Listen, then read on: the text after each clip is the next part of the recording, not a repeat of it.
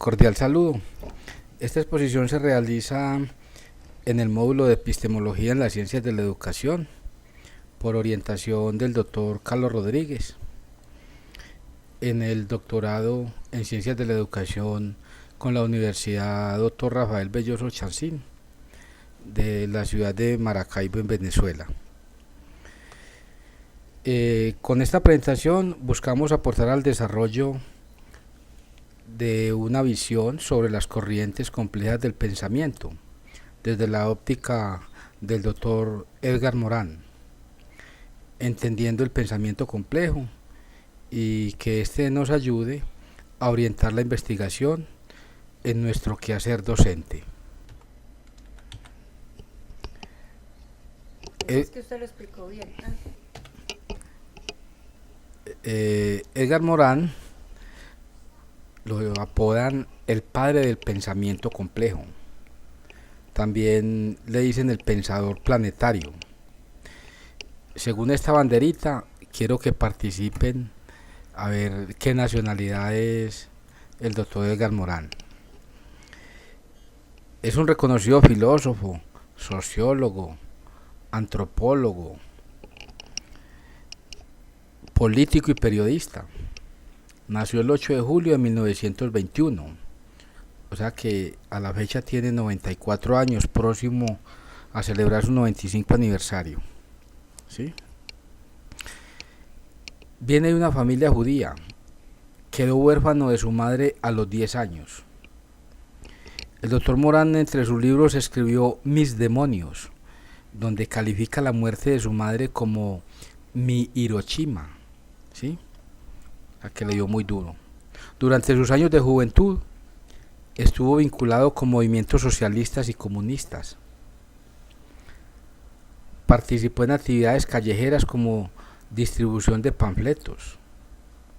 Se unió al Partido Comunista Francés a finales de 1941 y ahí se envuelve cada vez más en actividades subversivas en contra de la arremetida que Alemania le hizo a Francia, ¿sí? Él, viéndose involucrado en toda esta problemática, entonces se vio en la necesidad de cambiar su verdadero apellido, que es Nahum, por el apellido Morin, ¿sí? Fue militante oculto del Partido Comunista y años más tarde este mismo partido lo expulsó. Trabajó varios años en el periodismo, en diferentes medios. Si usted ya participó, entonces, correcto, el doctor Morin es francés. Con esta diapositiva queremos representar los planteamientos e ideas del doctor Edgar Morin. Pueden ser ubicados en el paradigma emergente, ya que al igual que otros autores, coinciden en que el ser humano modifica su realidad, es decir, los seres humanos son actores esenciales que actúan en la naturaleza y transforman su realidad social.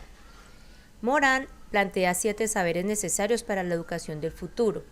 Como vemos ahí en el número 1 encontramos una educación que cure la ceguera del conocimiento. Debemos considerar que el conocimiento es una interpretación limitada de nuestros sentidos, como la vista, el oído, el tacto y el olfato. Debemos abrirnos a nuevas ideas en conjunto y no aferrarnos a creer ciegamente en las ideas aceptadas o antiguas. El segundo saber, nos habla Morin, de la pertinencia. Es necesario tener en cuenta el contexto de los conocimientos para que éste tenga sentido. El ser humano es complejo y multidimensional, porque a la vez es biológico, psíquico, social, afectivo, racional. Y el conocimiento, para que sea pertinente, debe reconocerlo.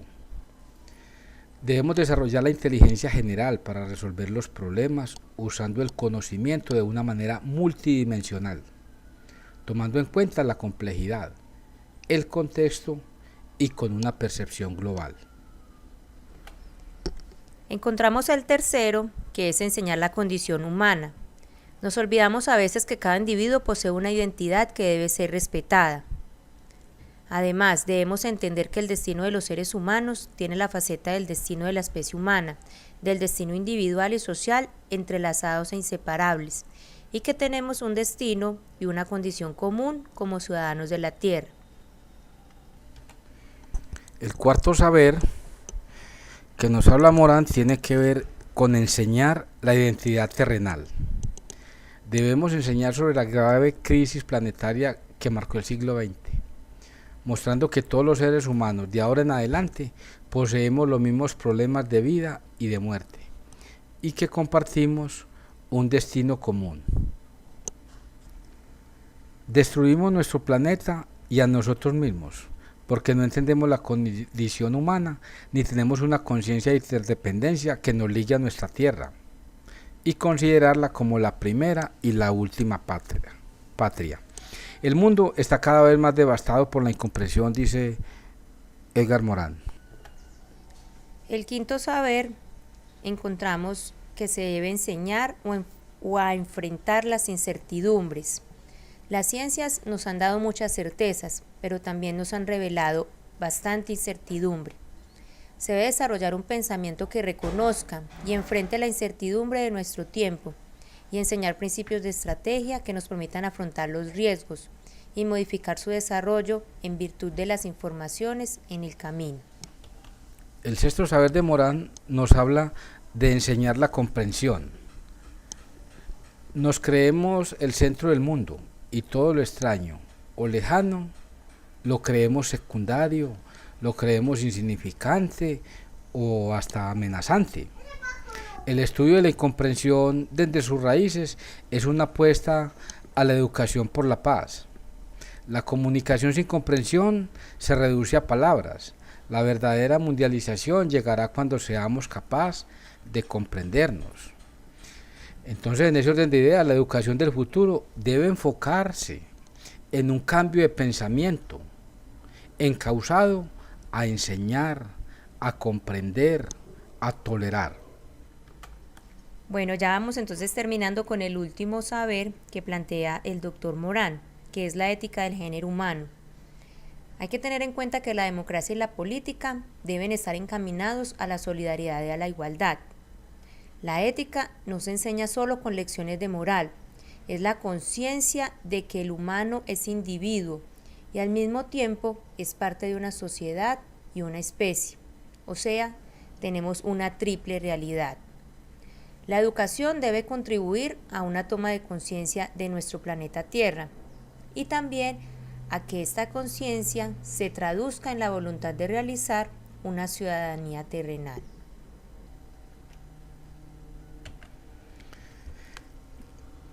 Buscando pues literatura, encontré varios escritos sobre corrientes complejas del conocimiento desde la óptica de Edgar Morán.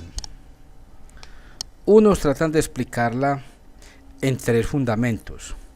Entonces le dicen a uno, el pensamiento complejo se basa en sistémica, en cibernética y en teoría de la información y la comunicación. Entonces le hablan a uno del universo, le hablan a uno de automóviles y se encuentra uno con respuestas, la verdad, un poco desarticuladas. Esta definición me gusta y quiero que la tengan en cuenta. Pensamiento complejo es la capacidad de pensar de manera reflexiva ante circunstancias emergentes. Esto es importante, entonces vamos a ver si más adelante tratamos de interiorizar esta y otra definición cercana. Por otro lado, también tratan de explicarnos la complejidad multiplicando conceptos y no los vinculan. Entonces le dicen a uno, pensamiento complejo es transdisciplinariedad, es epistemología de segundo orden, es caos, es orden, desorden, autoorganización, incertidumbre. Pero cuesta establecer un vínculo entre estos principios. La meta aquí es tratar de llegar al núcleo del pensamiento complejo y que ustedes me lo entiendan, por supuesto.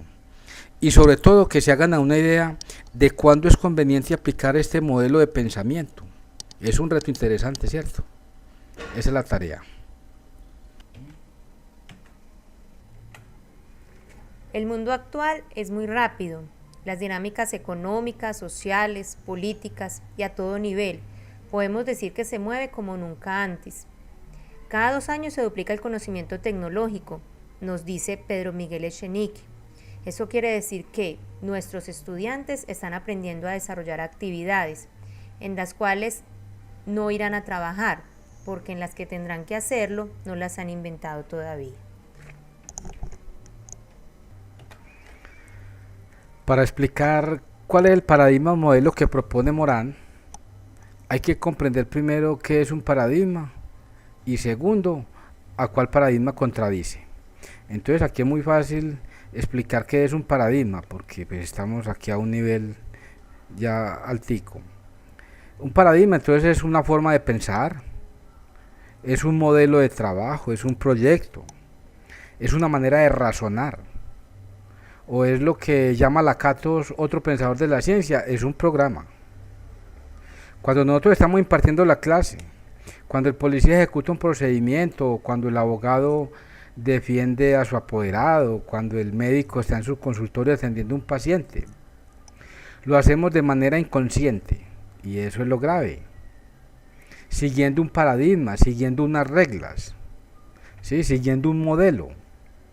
Vamos con una visión limitada y muchas veces es sin tener conciencia de lo que estamos haciendo. Eso es lo que Morán quiere cambiar, la forma de enfrentar los nuevos paradigmas, ¿sí? La forma de ver las cosas. Podemos ver diferentes realidades como nos muestra la imagen, ¿sí? Y todos dos están seguros de que su verdad es la que están viendo, es la que están defendiendo, ¿sí? Entonces eso es lo que nos propone un poquito Morán, una mirada de manera compleja donde podamos salirnos un poquito de estos paradigmas. Queremos que en estos momentos pause por un minuto el video y reflexione sobre la siguiente pregunta: ¿cuál es el paradigma contra el cual va Edgar Morán y por lo cual es atendido en todas partes del mundo, en diversas disciplinas como la antropología, sociología, ciencias políticas y teología? Quiero que guarde su respuesta ahí un segundito, que más adelantico le vamos a dar la respuesta. Quiero que analicemos la palabra complicado, o mejor las palabras complicado y complejo, que a veces las usamos como sinónimos, y vaya que lo son. Cuando un estudiante nos dice esta tarea está complicada o esta tarea está compleja, pues nos está diciendo que la tarea está muy difícil, ¿cierto? Según las reglas de la etimología, complicado viene del latín explicare y significa desenrollar algo plegado, para hacerlo visible y hacerlo patente. Según la Real Academia de la Lengua, entonces complicado significa enmarañado, de difícil comprensión, compuesto de un gran número de piezas, o también cuando es referido a una persona que es de carácter y conductas difíciles de entender. Complejo viene del latín complexus. Etimológicamente significa abarcar, rodear, enlazar completamente. Es como un tejido interrelacionado. Según la RAE, es un adjetivo que se compone de elementos diversos, como complicado, enmarañado, difícil, o un conjunto o unión de dos o más cosas que constituyen una unidad. Armar el cubo de Rubik es una tarea complicada o compleja. Quiero que cada uno analice y escriba su respuesta para que después la comparemos a ver. ¿Usted qué opina de esta tarea? Armar este cubo sería complicado o complejo según las definiciones anteriores. Reflexiones, si desea pausa unos segundos el video y continúa luego. Muy bien. A ver, este cubo tiene muchas piezas y se puede anticipar al 100% su resultado, ¿sí? ¿Mediante qué? Mediante instrucciones secuenciales, mediante un programa, mediante operaciones matemáticas, ¿sí? Es más, un robot se puede programar para que arme este cubo. En un papel yo puedo escribir las instrucciones de cómo armar este cubo y lo puedo lograr. Y puedo anticipar que el resultado es del 100% aplicando las instrucciones. Por eso lo definimos como una tarea complicada, ¿sí? Educar a un niño para obtener un determinado prototipo de persona es complicado o complejo. Complejo, porque no podemos tener el control absoluto de todas las variables e interacciones que ello representa. Entonces aquí podemos ver la diferencia entonces explícitamente entre complicado y complejo. En la educación del niño, entonces, convergen varias disciplinas. Aquí no es solamente las matemáticas como en el cubo, ¿sí? No es solamente la ecuación matemática o el algoritmo de programación para llegar al resultado. Para educar a un niño hay mucho más que una sola disciplina y no es un resultado que podamos nosotros predecir al 100%. Sí, decía Watson que él podía tomar un grupo de niños y sacar el tipo de hombre que él quisiera, en una frase que él admitía que era exagerada, ¿sí? Pero es que educando a un niño convergen muchísimas disciplinas, entonces no es fácil. Ahí donde vemos la diferencia entre complejo y complicado, y esta es la visión pues que tiene Morán de la complejidad. Aquí vemos un ejemplo más. El agua. ¿Qué es el agua? Está entonces compuesta por hidrógeno y oxígeno. El agua es un buen conductor de electricidad, ¿cierto? No le vaya a regar el vaso de agua a su portátil, porque no te lo va a agradecer. El agua tiene propiedades que sus elementos que la componen no las tienen, que se llaman aptitudes emergentes. ¿Por qué emergente? Porque nace, porque tiene un principio de otra cosa, porque se produce por las interacciones de las moléculas y para comprenderlas requiere de otra manera de pensar. Esta entonces es la propuesta del doctor Morán. La mayoría de nosotros estamos acostumbrados, muy acostumbrados diría yo, tampoco condenados, a pensar de una manera lineal, dividiendo las cosas.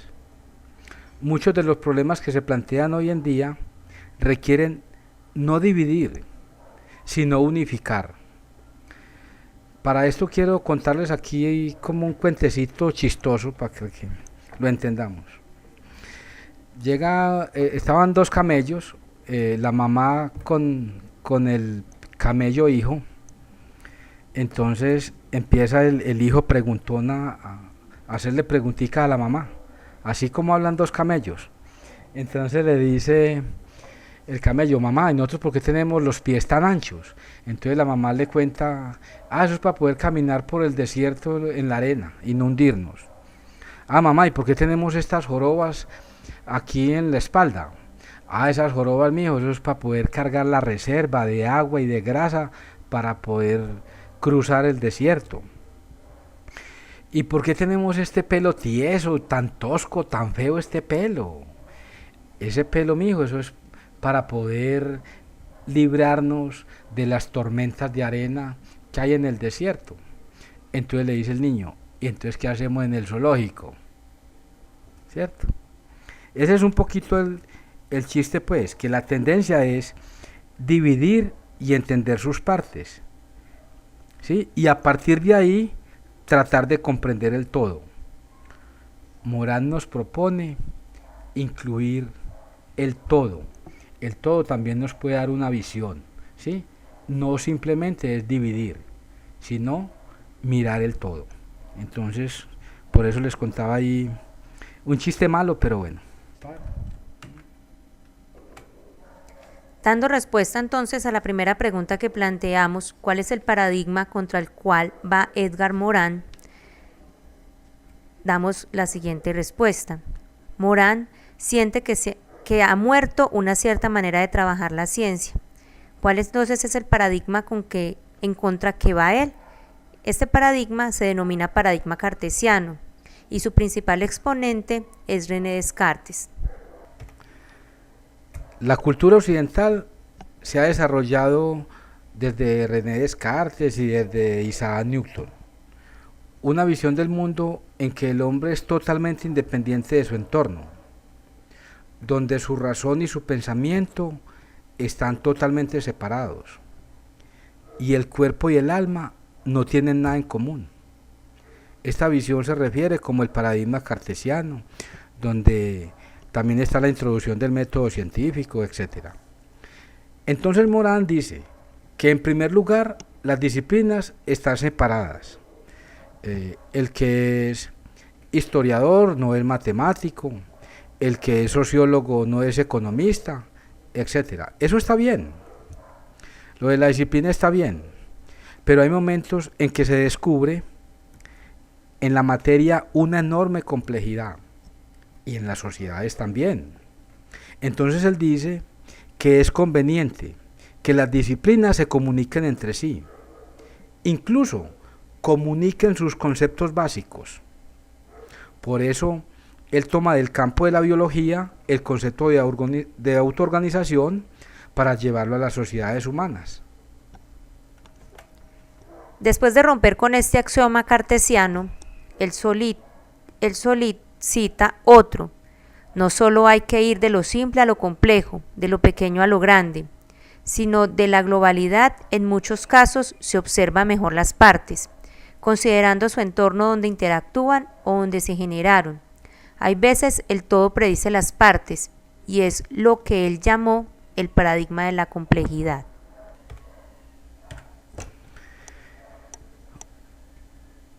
Un modelo de sistema complicado busca dividir, busca explicar para controlar el mundo o sus cosas.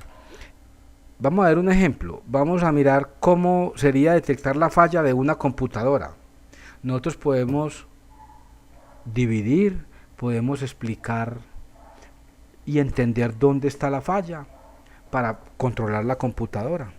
De igual manera, si vamos a reparar un sistema eléctrico doméstico, nosotros podemos dividir por circuitos, empezar a explicar el funcionamiento de las protecciones, de los cables que conducen la electricidad, de todos los aparatos eléctricos que tenemos, tomacorrientes, switches, etcétera, y podemos reparar, podemos controlar nuestro sistema. Un problema de naturaleza compleja no se debe dividir, sino que se debe tomar como un sistema, como todo un proceso. No se explica, sino que se entiende, o mejor, se comprende, no para controlarlo, sino para actuar sobre él con pertinencia. Pero entonces, ¿qué es esa pertinencia? Vamos a ilustrar a ver cómo actuar con pertinencia ante un problema. Para ello les voy a traer otro ejemplo. Una estrella de Hollywood se casó con el príncipe de Mónaco. Entonces, en una investigación que hizo un matemático, le tomó las medidas a esta princesa de su rostro, y con base en ello, entonces le tomaba las medidas a las damas y podía llegar a un acercamiento desde el punto de vista matemático, qué tan cerquita estaba de las medidas que presentaba la reina, o sea, si su belleza se aproximaba a la belleza de la reina, ¿sí? Entonces, aquí hay dos cosas. El matemático dice, yo tengo la verdad, yo apliqué un método y esta es mi realidad, ¿sí? ¿Hasta qué punto de vista una ecuación matemática puede aportarnos a un problema de esta naturaleza? Es una buena pregunta que nos podemos hacer. Y si esto lo llevamos contra otro tipo de pensamiento como es el relativismo, donde dice que los puntos de vista no tienen una verdad universal, que todo es opinión. ¿Qué piensan ustedes de esta teoría? ¿Qué es la pertinencia entonces? Traigo los dos extremos como para tratar de mediar entre la pertinencia, donde tenemos un estudio de belleza que pues digo yo que no se puede medir directamente con una ecuación matemática, ¿cierto? Porque tiene mucho de subjetivo, tiene mucho de arte. Entonces aquí vienen varias disciplinas a participar. Entonces es un tema que requiere un poquito más de análisis, de mirarlo en su entorno, de mirarlo de manera global, de manera sistemática, comprenderlo, analizarlo y evaluarlo desde un punto de vista complejo. Bueno, entonces, ¿qué es el paradigma de la complejidad? Si las ciencias durante 4 siglos han distinguido y han separado, ahora hay que distinguir y separar, pero también hay que correlacionar y articular saberes. Una articulación de saberes es un nivel superior, no solo distinguir en un momento determinado, sino vincular una cosa con otra, y sobre todo las interacciones entre las cosas. Y el modelo, bueno, toda ciencia tiende a reducir. El modelo debe ser reductor, pero no demasiado. O sea, la explicación de algo de la realidad es compleja, por sencilla que parezca. Esa explicación debe ser un poco más simple que la realidad, pero un poquito compleja también. Porque si no pensamos de una manera más compleja la realidad, no la entendemos. Porque el mundo se mueve no solo con ir de aquí hacia adelante, sino con retracciones, o sea, con feedback. Y hay que explicar tanto retrocesos como progresos. Entonces, dice Morán, que hay que pensar complejamente porque el mundo del hombre, de la naturaleza y como el de la sociedad es complejo. Entonces el científico no debe ser tan enredado como es el mundo, debe simplificarlo, pero tampoco demasiado, porque como simplificas en exceso, un factor se te escapa y se viene abajo la teoría. Bueno, entonces continuamos y vamos a hacer una dinámica sobre el pensamiento complejo. ¿Qué es mejor que Dios? Peor que el diablo. Los pobres lo tienen, los ricos no, y si lo comes te mueres. Este es un ejercicio realizado en los Estados Unidos, en escuela pública, con chicos de primaria de 7 y 8 años. Y en las principales universidades, en las más reconocidas, con jóvenes su edad cercana a los 20 años. Entonces, asómbrense, el resultado que nos entrega es que les dieron 15 minutos para la prueba, y de los jóvenes de 20 años, el 17% respondió acertadamente, y de los niños respondió acertadamente el 30%. ¿Sí? ¿Qué quiere decir esto? Quiere decir que los seres humanos tenemos muchas aptitudes para tratar la complejidad, pero con el tiempo se pueden perder, se van perdiendo. Necesitamos entonces tomar conciencia, romper paradigmas y aprender cómo aplicar cada modelo dependiendo del problema. Y dejar de hablar de programas y más bien hablar de estrategias, ¿sí? Un programa es una secuencia de instrucciones, entonces está programado y ya siempre se van a ejecutar de la misma manera. No, una estrategia se diferencia del programa porque se permite modificar, se permite adaptar, se permite realimentar. Pensemos, por ejemplo, en un sistema para regar el jardín. Usted programa su riego a determinada hora y él siempre se va a ejecutar porque está programado, ¿sí? Independientemente si está haciendo sol o está haciendo lluvia, ¿cierto? De todas maneras se va a ejecutar el riego. Puede que cuando esté haciendo sol lo necesites y está bien que se ejecute, pero ¿qué tal cuando está haciendo lluvia? Puede que sea incluso contraproducente, porque te agregue mayor humedad que antes te va a perjudicar. Entonces ahí no tenemos forma de realimentar ese programa. Lo que sí es una estrategia, sí lo va a permitir. Descartes, cuando nos habla del método científico, nos habla de una autopista en el desierto, que si tú te sales de ahí, te pierdes. Morán, cuando nos habla del método de la complejidad, nos lo pinta como senderos en la selva, donde hay varios puntos de llegada. O en forma poética lo podemos explicar con el verso de Antonio Machado: caminante no hay camino, se hace camino al andar. Vemos entonces esta definición por el propio doctor Edgar Morin: la complejidad constituye un desafío que la mente puede y debe rebasar, apelando a algunos principios que permitan el ejercicio del pensamiento complejo.